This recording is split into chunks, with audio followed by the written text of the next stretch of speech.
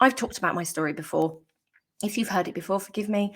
Um, but I think we all, or most of us, I know I'm certainly a family affected by the war myself.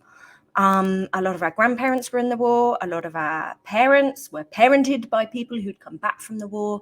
And here's the thing: what we do not heal, we transfer to our children. Standard. Okay. This is everything that I teach in my programs. And one of the easiest ways to disconnect from pain is to disconnect from our bodies. In fact, one of the easiest routes back to yourself is to start to reconnect with your body. Because when trauma shows up, we start having difficulty regulating. We start maybe overreacting to quite small stimuli. Perhaps we're overactive, hyperactive. Perhaps we feel fear in situations when we shouldn't feel fear. We have rising panic, right? And our body sends all of these signals. And so it can be very, very easy to shut these off, numb these down. We all do numbing.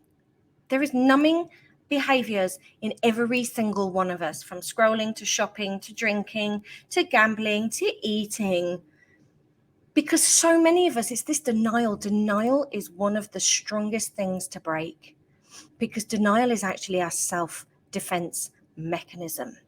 It really is. It allows us to feel hugely justified in behaving quite possibly quite outlandishly to people, to our children, to other people.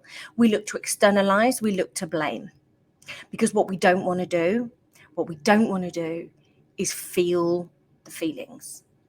And what is required of us as adults is to model how to regulate our emotions, to model real self-care. What does real self-care actually look like? How do we take care of ourselves? And it's not just with our food. It's with our time. It's with our energy. It's with our boundaries. It's about giving ourselves time to feel the emotions that we have stuffed down inside of ourselves that are coming out of our ears.